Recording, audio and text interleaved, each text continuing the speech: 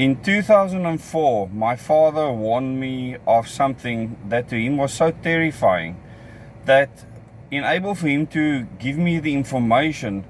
He literally took me into the ocean at Melkbos, South Africa, and said that he wants to make sure that nobody could hear the conversation.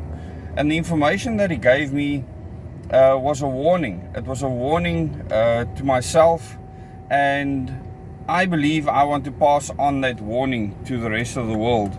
So whatever country you are in, wherever you live, I want you to see this as information, not as truth, not as fact, but information. And what he told me back then in 2004 on a warm evening by the beach at Melkbos, he actually had us take off our shoes. We stood in the wash of the waves because he said there would be no way that anyone could pick up what he was saying to me. He held me by the shoulders and spoke into my ear. And what he told me is something that I didn't repeat for a very long time. A lot of what he said to me, I haven't repeated since. But what I want to warn you about now is the fact that he said that there's an organization of people that he met with in Geneva, Switzerland, or Geneva as he called it. And he met with them in 1984, a group of people that he believed runs the world, that is above governments, etc. Whether true or not is irrelevant. What he told me that was discussed at this meeting, and I have evidence for the fact that he was there, due to mail that he received there in in fact in December of 1983, and he told me this meeting was in January of 1984. He said that they discussed there that a virus would be released on the world, something similar to the cold virus, that would kill the sickly people, and that what will happen during this introduction of this virus in the world, and no dates were discussed, is that the entire world will be put under house arrest.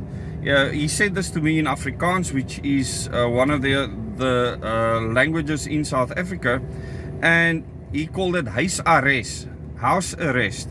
The entire world will be put under house arrest. And to him it was such a huge thing that he couldn't comprehend that it would be possible. But he was sure that these people that he had met there would do everything to make this happen in future, and that they had already designed the virus that would be able to do this work. And what he told me subsequently is the great and the gravest of warnings.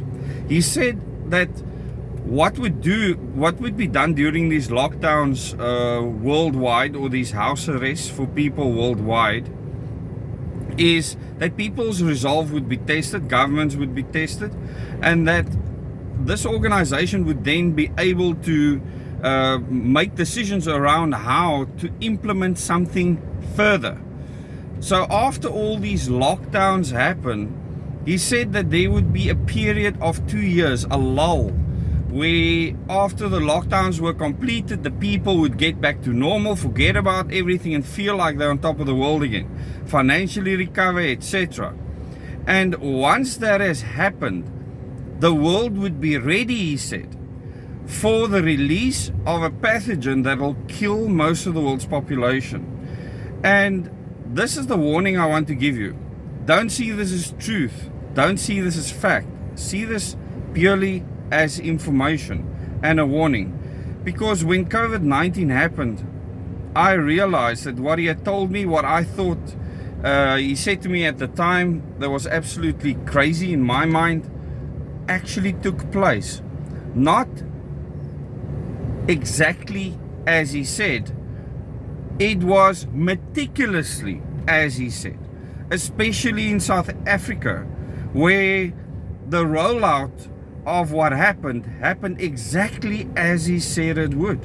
That it would start in Cape Town, that it would spread via taxis to the Eastern Cape, that it would spread via the mine workers to Gauteng and from there to KwaZulu-Natal. This is exactly how it took place. So I don't want to labor into further details with regards to that.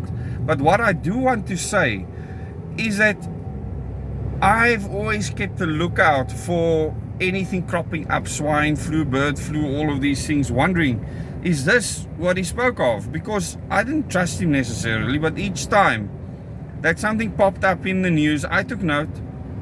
And when COVID-19, what was called COVID-19 came around and they announced lockdowns, or they were talking about lockdowns, I realized, goodness, this could be it. But the moment I realized that this is exactly what he spoke of, is when things started rolling out in South Africa exactly as he said they would. Exactly. Meticulously. I was shocked. And I remember it was a specific video that I saw on WhatsApp that showed these taxis going to the Eastern Cape and government allowing them through even under level 5 lockdown restrictions, where they were not allowed to travel. They were allowed through to the Eastern Cape. Hundreds of taxis. And people were highlighting this in the Eastern Cape, showing that it was happening and raising concerns and double standards. So my warning to you is that this is a warning that was given to me in 2004, a long time ago. I was literally taken into the sea. I was standing with my shoes off. I was in long pants and a fancy shirt because we had a meeting just beforehand. And he decided to take me from that meeting place, walk me to the ocean, and give me this information. What prompted him to do that, I have no idea. If you go to our YouTube channel, Des and Lauren, and you go to the Moments in Time and the Question Everything series of videos that are on playlists open to the public around the world to watch, you can go and watch the videos that tells the story. I just feel that I have to warn you now that we are in the 2-year lull right now. And he didn't say when after this 2-year lull anything will take place. Just take note and do with this information what you want. Just so that you know that all this information was given to the local intelligence authorities, anti-terrorism authorities, so they are aware. It was given to them. So I feel that I had done what is necessary to hand over this information. What they did with that information, I will probably never know. All I want you to be aware of is that I am very confident that there is a plan for future pathogens to be released that will greatly affect the human population, not just on the African continent, but around the entire world. I thank you.